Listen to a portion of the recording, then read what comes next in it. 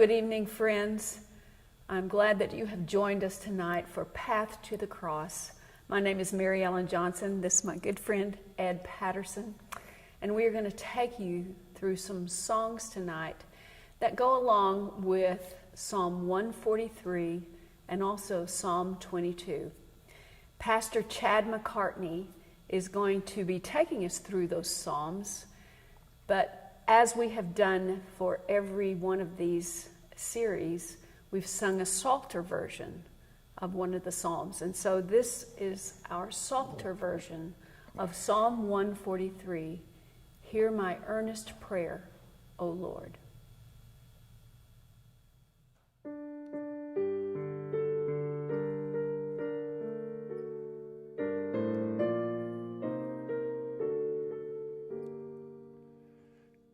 My earnest prayer, O Lord, give ear to pleas for grace. In your faithful righteousness, look upon me with your face. Bring me not to judgment, Lord, none can stand before your word.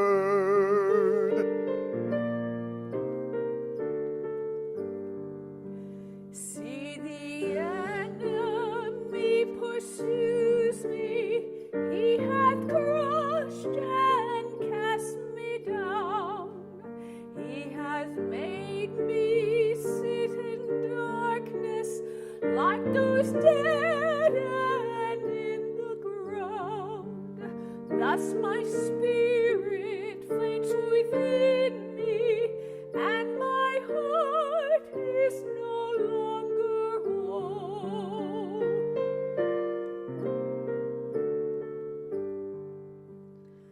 I recall the days of old, on your works I meditate, all the wonders of your hands, work both small and work so great. Lord, my hands raise and my soul cries in a dry and weary land.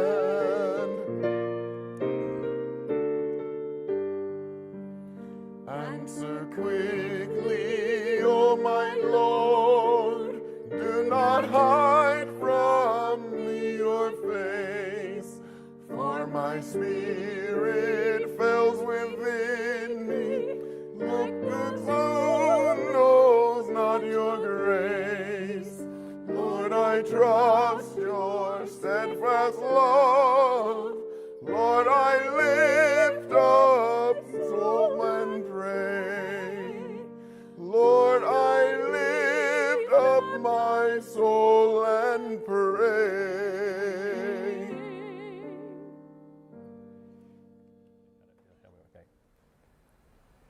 Hello, church. As Mary Ellen mentioned, today we're going to look at two psalms, in particular lament psalms, that really fit perfectly well into Holy Week as we're celebrating the week leading up to the death and resurrection of Jesus. And I want to first kind of give you a little framework for how these psalms fit, as well as who they point to. A lament psalm is a psalm of great anguish that teaches us really ultimately how to worship in the midst of very difficult times. And these are psalms, I think, that are very pertinent for today, and especially in a Western society. We don't handle grief or lament very well. We want all of our good stuff right now, and so we struggle through times of difficulty, and yet a third of the psalms are lament psalms. So real important to know, how do we worship God in the time of great difficulty? The second thing I think that's important is the Psalms are a book of worship. And so every one of us is teaching us how to worship in various circumstances. Some are celebratory, some are reciting great works of God in the past, and some, as we see today, are lament. And how do we worship in the times of difficulty? But they really point us to the perfect worshiper, Jesus. And so these two psalms in particular, I think, fit well into Holy Week. One, we're going to see specifically how it fits because Jesus is going to quote from it on the cross. And the other one, I think, fits into maybe a day or two, a couple days earlier, as Jesus was in the garden praying. I think it could maybe be a psalm that was portrayed of what he was doing when he was in the garden, some of what he was praying then. So Psalm 43, listen with me, and then I'll make a brief comment on this. Psalm 143 says this, "Hear my prayer, O Lord," and this is a psalm of David. "Give ear to my pleas for mercy. In your faithfulness, answer me in your righteousness. Enter not into judgment with your servant, for no one living is righteous before you." Now it's interesting that he says that, enter not into judgment with your servant. This is David, a sinner like any of us, saying, don't judge me, Lord, because of your righteousness, show me mercy, and no one living is righteous before you. As Jesus prayed out in his moment of lament beforehand, he could have said, I'm the one righteous one. He could have said, Lord, don't judge me. But instead, he actually said, Lord, Father, you have to judge me. This is our plan. Your judgment upon me is what allows you to forgive unrighteous sinners like us. And so we see David's prayer, but we see in Jesus' life, it was even more unique as he prayed. He almost flipped what our requests are to take upon himself what we deserved so that we could receive what only he deserved. He says, "For the enemy has pursued my soul. He has crushed my life to the ground. He has made me sit in darkness like those long dead. Therefore my spirit faints within me. My heart within me is appalled." If you read in Matthew 26, where Jesus is in the garden, these are the exact things he said, that his heart was very troubled. His spirit was grieved to the point of death. This is exactly what we're seeing in him, in his prayer, and even in his heart, what he was feeling in those moments. And he said, "I remember the days of old. I meditate on all that you have done. I ponder the works of your hands. I stretch out my hands to you. My soul thirsts for you like a parched land. Answer me quickly, O Lord. My spirit fails. Hide not your face from me, lest I be like those who go down to the pit." I want to just close with those final words. It's ironic that the very words that we cry out for in our times of lament is God's presence. We say, hide not your face from me. For God to show his face to us is to be in his presence, to know he's looking upon us. And it says, the psalmist David is here saying, Lord, show me your face so that I don't go down to the pit, so that I don't go into the grave. And yet Jesus made that possible by flipping this prayer upside down, in a sense, is that he knew the Father had to hide his face from him. He had to turn his face away from the sins that would be poured onto him in judgment, not so that he could not go down to the pit, but in order that he could go down to the pit, that the righteous one could be sent down to death in the pit and take our judgment upon himself. That's this lament.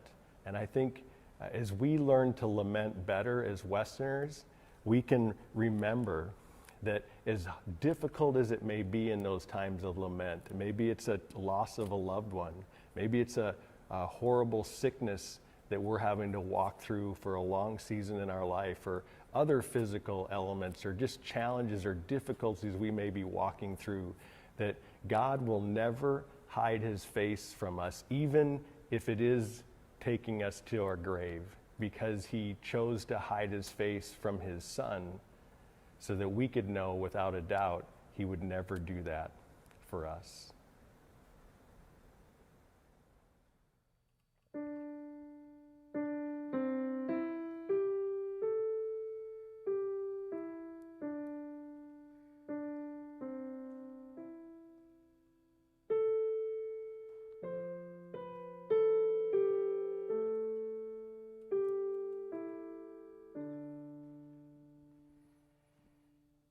What wondrous love is this?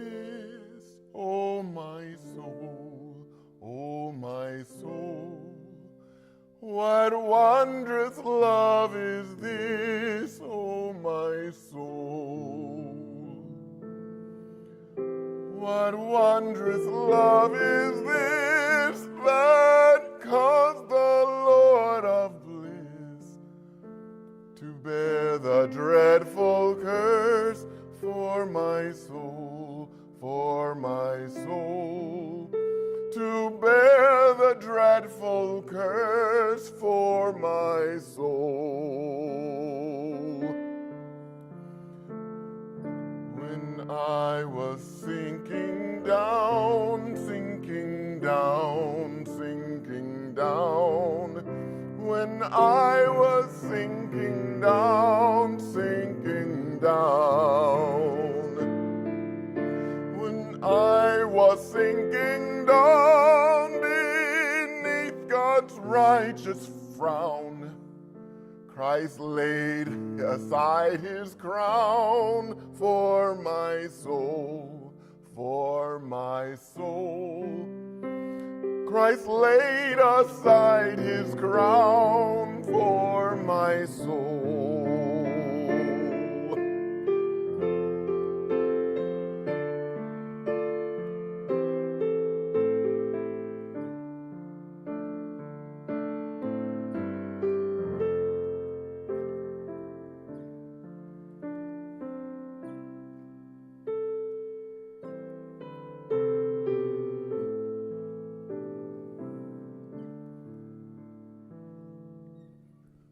To God and to the Lamb I will sing, I will sing. To God and to the Lamb I will sing. To God and to the Lamb who is the great I am. While millions join the theme, I will sing, I will sing. While millions join the theme, I will sing.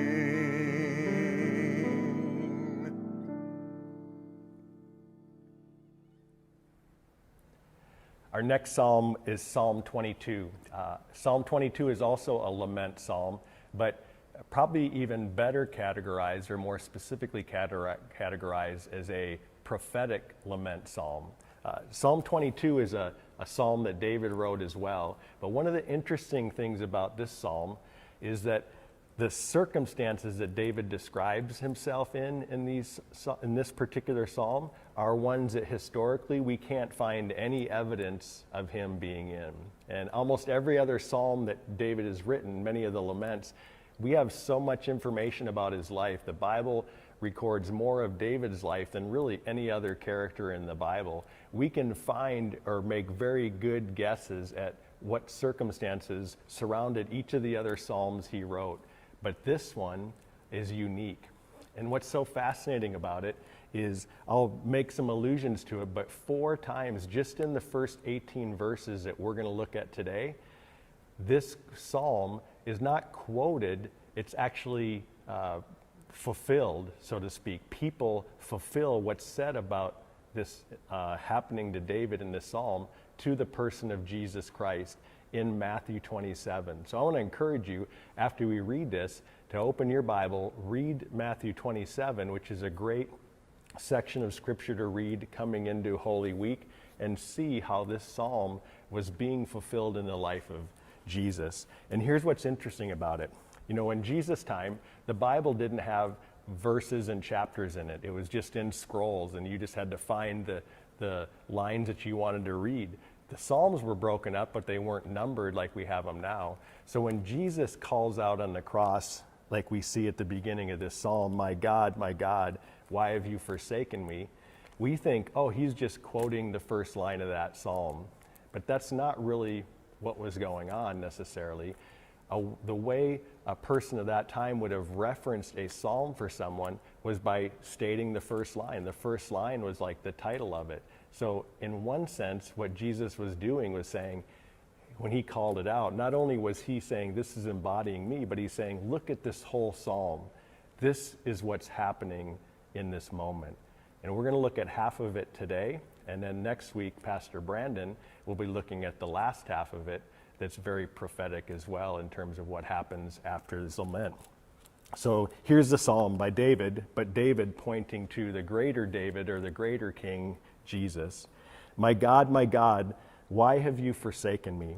Why are you so far from saving me from the words of my groaning? Oh my God, I cry by day, but you do not answer, and by night, but I find no rest. Yet you are holy, enthroned on the praises of Israel, and you our fathers trusted. They trusted, and you delivered them. To you they cried and were rescued. In you they trusted and were not put to shame. But I am a worm and not a man, scorned and by mankind and despised by the people. All who see me mock me. They make mouths at me. They wag their heads. He trusts in the Lord. Let him deliver him. Let him rescue him, for he delights in him. Yet you are he who took me from the womb. You made me trust at my mother's breast. On you was I cast from birth, and from my mother's womb you have been my God. Be not far from me, for trouble is near, and there is no one to help. Many bulls encompass me, strong bulls of Bashan surround me. They open wide their mouths at me, like a ravening and roaring lion. I am poured out like water, and all my bones are out of joint, and my heart is like wax. It is incited within my breast, melted within my breast. My strength is dried up like a potsherd, and my tongue sticks to my jaws. You lay me in the dust of death, for dogs encompass me.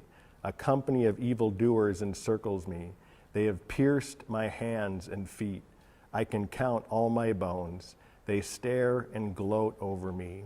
They divide my garments among them. For my clothing they cast lots. You see this lament that David gives that has not really ever happened to him. And now we see in the crucifixion of Jesus in Matthew 26, as you read that, or Matthew 27, you're going to see how each of these events takes place to Jesus, how David's lament was really a prophetic lament, teaching of the true and greater David, the son of David, Jesus, who experienced all this on your behalf and on mine. And I want to encourage you this week as we look at these kinds of laments and reflect on what Jesus did, that the incredible hope he had in taking this punishment for us, the only perfect, righteous person to ever walk this earth, experienced the depth of his Father's judgment in order for you and I, who deserve these judgments, who deserve this kind of punishment because of our rebellion against him, but instead we're treated like the very Son of God.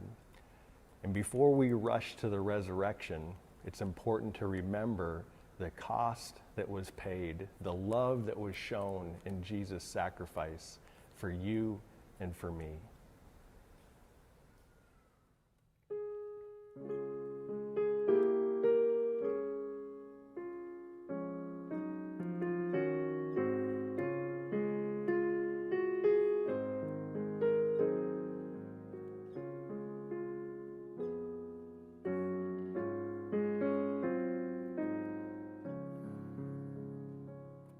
Beneath the cross of Jesus, I fain would take a stand.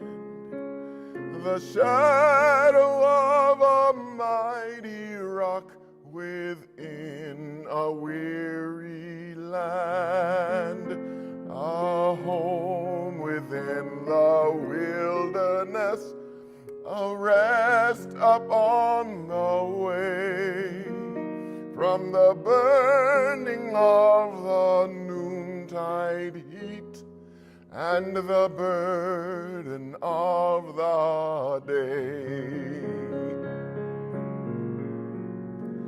Up on the cross of Jesus, mine eye at times can see the very dying form of one who suffered there for me. And from my smitten heart with tears to wonders I confess the wonders of his glorious love and my unworthiness. I take, O cross, thy shadows for my abiding place.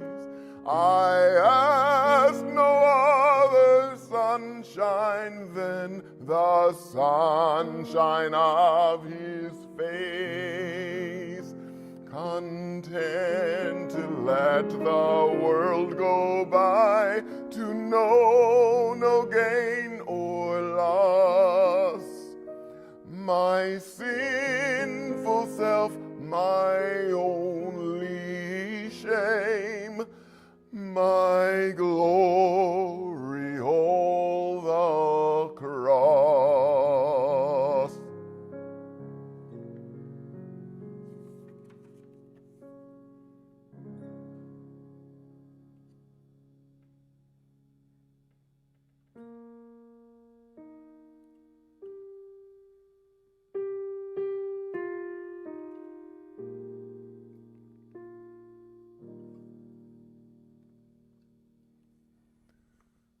Were you there when they crucified my Lord? Were you there when they crucified my Lord? Oh,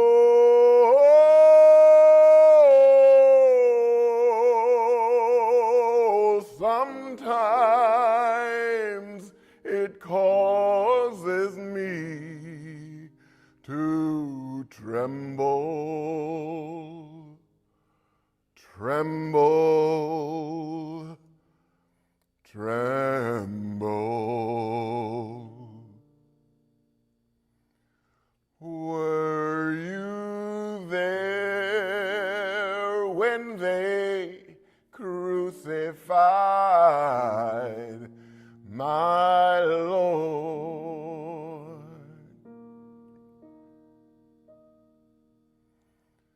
Were you there when they nailed him to the tree?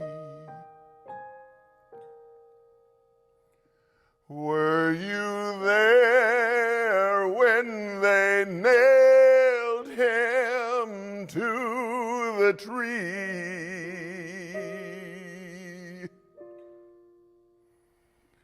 Oh,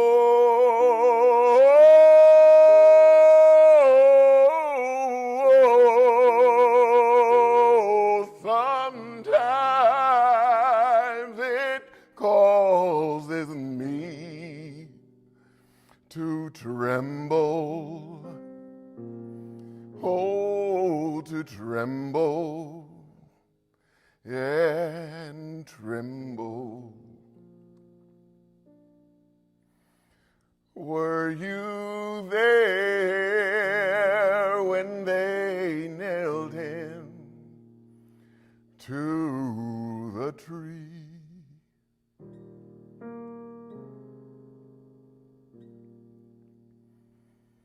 Were you there when they laid him in the tomb?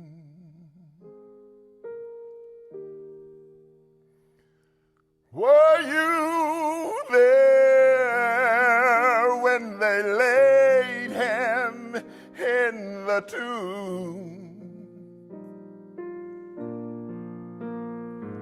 Oh,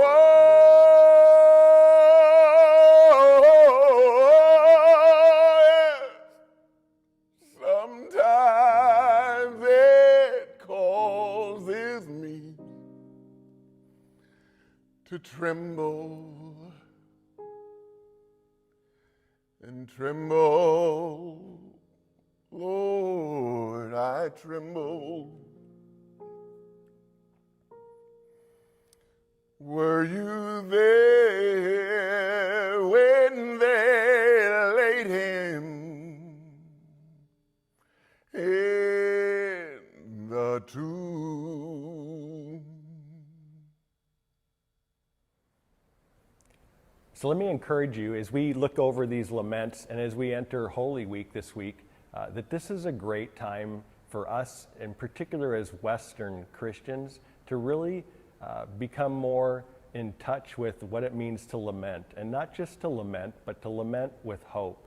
I think we too quickly want to run from the difficulties and struggles and suffering of this world, and even more so, the suffering of Jesus Christ, to his victory. And as a result, we miss out on some of the greater and deeper joy of that victory because we haven't really seen the cost that was paid. These laments are reminders of that. And as well, I'd love for you to join us this Friday at our Good Friday service at 7 o'clock here at Austin Oaks in our main sanctuary. And that's the intent of that, is to reflect and remember the incredible sacrifice that was made by Jesus for you and for me, and to prepare our hearts for the incredible celebration and hope that we celebrate on Easter Sunday.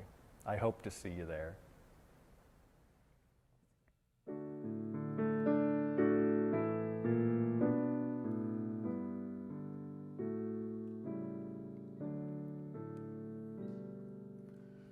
When I survey the wondrous cross on which the Prince of Glory died, my richest gain I count but loss, and pour contempt on all my pride.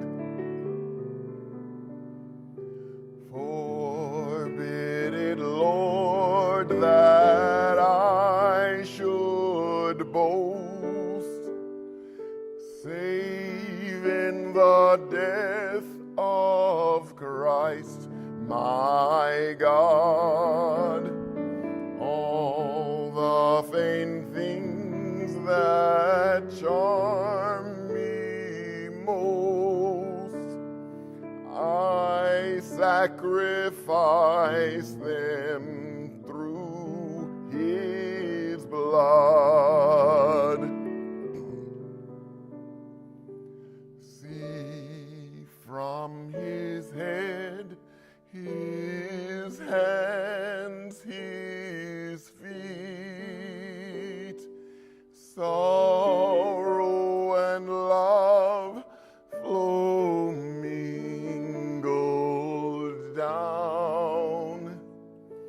Did e'er such love and sorrow meet, or thorns compose so rich a crown?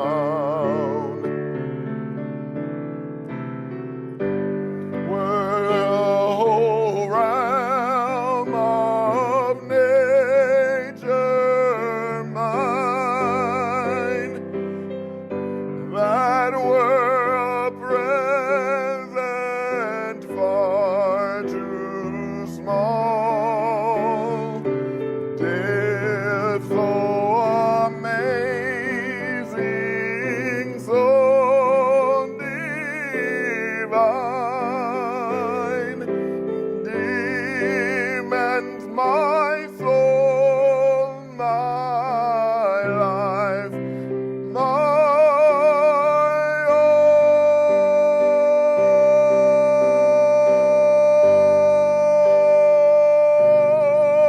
all. Well, thank you so much, Ed. Thank you for blessing us And thank you for reminding us of what the powerful love of Jesus made him give himself for us willingly as our sacrifice, just because he loved us. Yes. So thank you for joining us tonight, Path to the Cross. And as we continue through Holy Week, may you contemplate the love of Jesus that's beyond measure for you and for me.